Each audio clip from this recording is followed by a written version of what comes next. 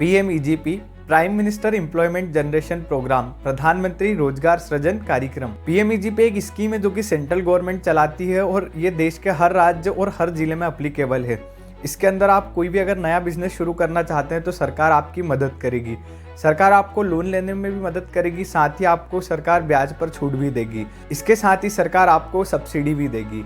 आप अपना बिजनेस शुरू करने के लिए इस लोन को ले सकते हैं। PMEGP लोन को 2 सेक्टर में डिवाइड करा हुआ है। पहला है सर्विस सेक्टर, दूसरा है मैन्युफैक्चरिंग सेक्टर। दोनों कैटेगरी को अलग अलग रखा है और दोनों में जो भी लोन मिलता है उसकी भी प्रायोरिटीज अलग अलग हैं। दोनों कैटेगरी में आपको अलग अलग अमाउंट का लोन मिलता है। पहले बात करते हैं मैन्युफैक्चरिंग सेक्टर में। जब मैन्युफैक्चरिंग में आप किसी भी प्रोडक्ट का निर्माण करते हैं, जब आप कोई मैन्युफैक्चरिंग यूनिट डालते हैं तो गवर्नमेंट आपको 25 लाख रुपए तक का लोन सैंक्शन करने में मदद करती है। जब आप किसी सर्विस सेक्टर के लिए लोन लेने जाते हैं तो आपको गवर्नमेंट उसमें 10 लाख रुपए तक का लोन प्रोवाइड करती है।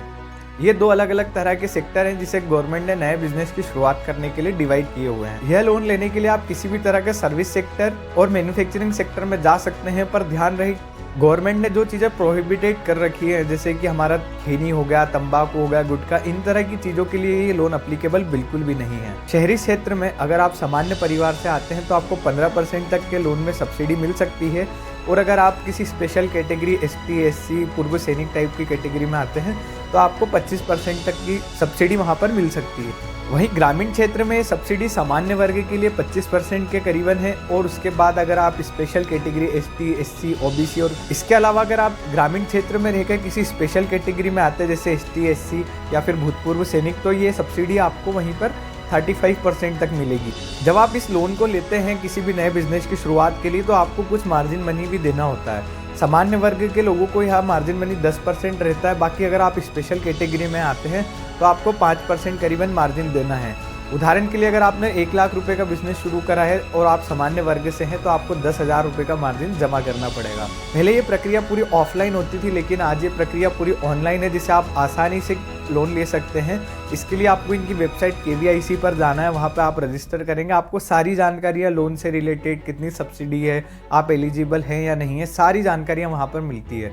जब आप रजिस्ट्रेशन करते हैं तो आपसे कुछ सवाल पूछे जाते हैं, जैसे आपके पास खुद की ज़मीन है या नहीं, आपकी उम्र क्या है, आपके पास कौन कौन सी स्किल्स हैं, और वो सब जानकारियाँ भरने के बाद आपको एक मार्क्स से दिए जाते हैं। अगर आपके मार्क्स 65 से ज़्यादा हैं तो आपको आसानी से ये लोन मिल जाता है। जब आप इसके लिए ऑनलाइन फॉर्म भरने जाएंगे तो आपको कुछ बेसिक डिटेल्स डालनी होगी, जैसे आपका आधार कार्ड, पैन कार्ड, आपका नाम, आपकी उम्र, आपके पास कौन सी जगह है एवं आपकी बैंक की जानकारी।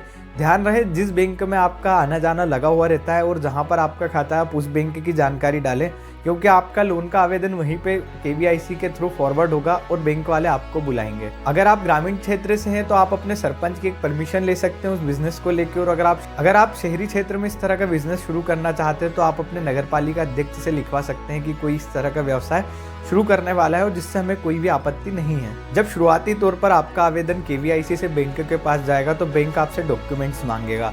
आप अपनी परमिशन तो बनवा चुके होंगे, पर आपको बैंक में सबमिट करने के लिए आपकी प्रोजेक्ट रिपोर्ट देनी पड़ेगी। प्रोजेक्ट रिपोर्ट आप किसी भी CA से बनवा सकते हैं, या आप खुद चाहे तो खुद भी अपनी प्रोजेक्ट रिपोर्ट बना सकते हैं। आपको ROI, इन्वेस्टमेंट, प्रॉफिट गेन, ये सारी चीज़ें प्रोजेक्ट रिपोर्ट में मेंशन करनी होती है।